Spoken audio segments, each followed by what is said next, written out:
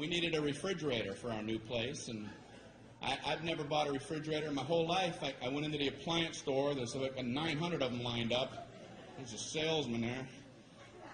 What's this guy supposed to say about refrigerators? Well, you have this refrigerator right here. This keeps all your food cold for 600.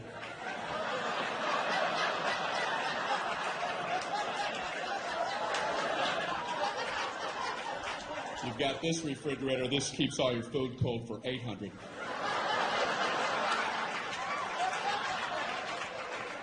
Check this out. 1400 keeps all your food cold.